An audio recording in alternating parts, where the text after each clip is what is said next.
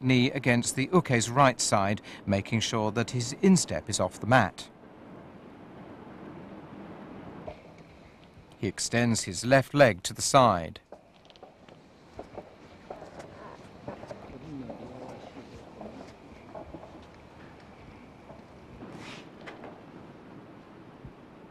This is a bad example.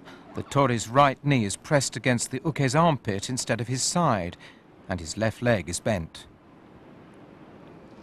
Let's look at the uke's attempts to escape the hold. He attempts three methods: first by pushing up with his elbows, secondly by slipping his knee under the tori's hip, and finally by rolling backward over his left shoulder.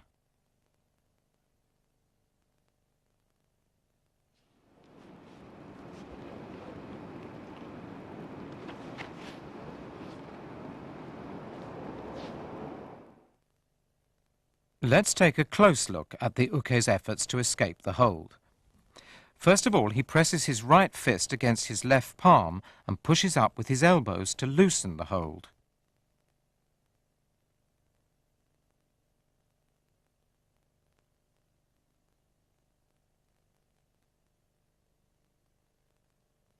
He is able to escape by turning over.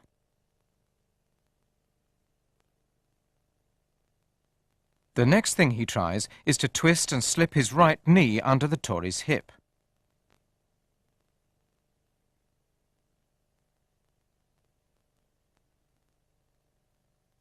He then sandwiches the tori's right leg between his legs to escape the hold.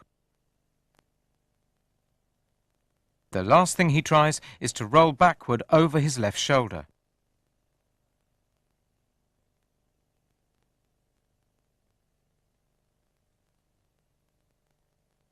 He manages to break the hold by turning over.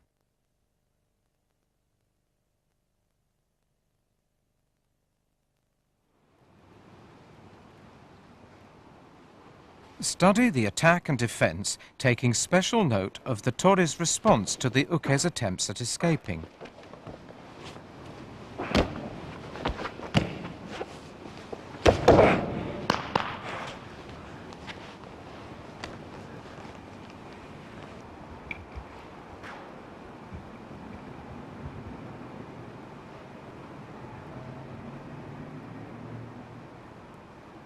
Proceeding now from kata gatame to kami shiho gatame.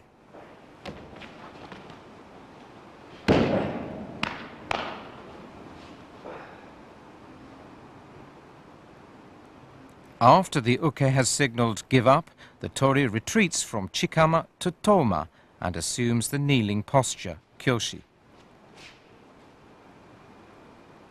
He stands in shizen hontai and turns left to move to the toma position above the uke's head. He then moves closer to the chikama position.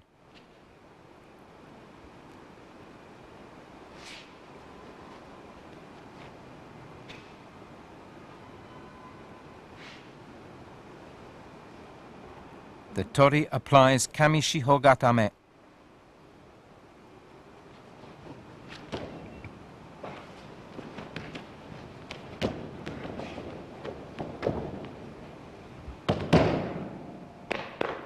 The uke signals give up and the tori retreats to chikama.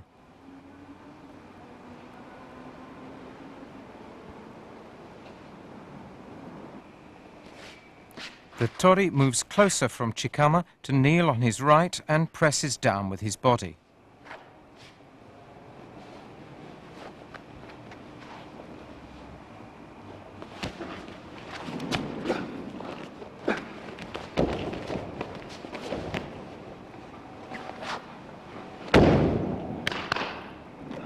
After the uke signals give up, the tori moves slightly back to the chikama position.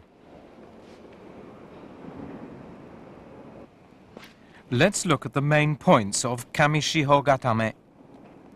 The tori slides both hands under the uke's shoulders to grab both sides of his belt. The thumb should be turned inward when grabbing the belt. The tori brings his knees towards the uke's shoulders, feet pressed down. The uke attempts to escape the hold.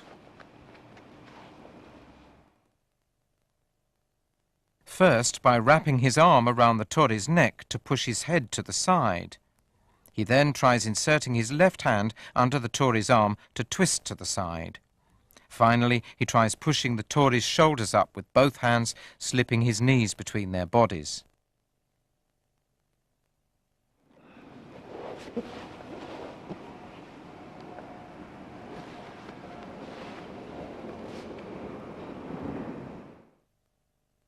Let's take another look at the uke's attempts to escape.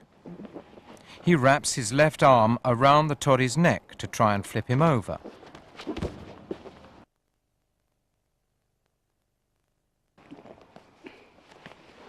Once he succeeds in flipping the tori over, he can hold him down. He slips his left hand under the uke's arm and tries to escape by twisting to the side.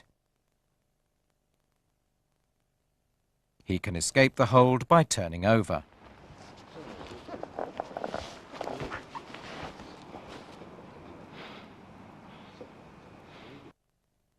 He pushes the tori's shoulders up with both hands and tries to slip his knees between their bodies.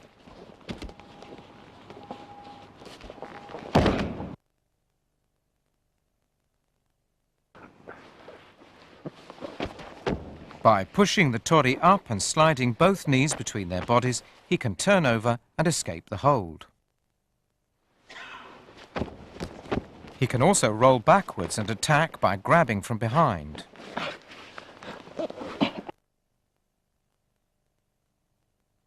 This time, note how the tori uses his legs and hips to keep the uke under control. As soon as the uke tries to break loose, the tori presses down with his feet so his instep is off the mat and restrains the uke. Once the uke gives up and the tori can resume the hold, he plants his feet back on the mat.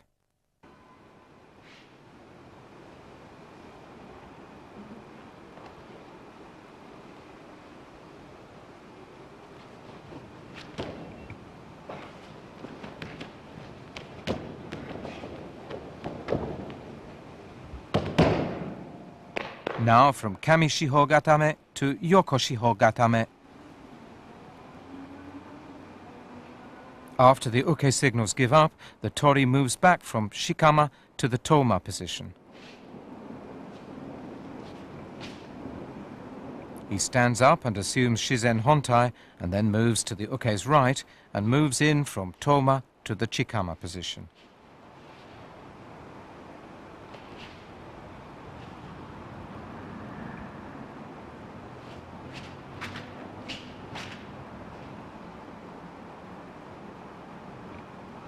He applies the yoko shiho gatame.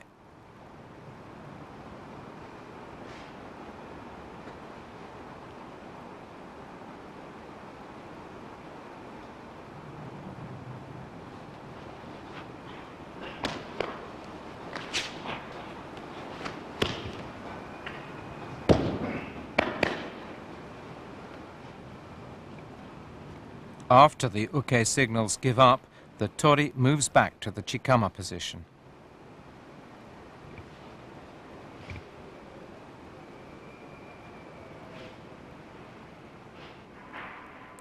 The tori draws near the uke and lifts the uke's right arm with both hands to lay it down to his left. Moving further in, he applies the hold.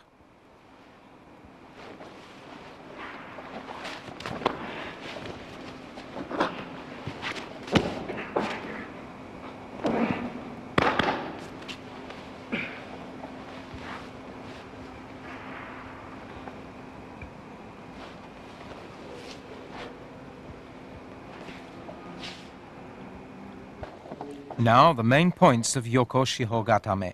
The tori grabs the left side of the uke's belt with his right hand and the left collar with his left. He lowers his hips, making sure that his insteps remain off the floor. Turning his face to the left, he presses down to apply the hold. Let's take a close look at what the tori does with the uke's right arm. He picks up the arm with both hands and lays it down to his left, pressing his left knee against the uke's armpit.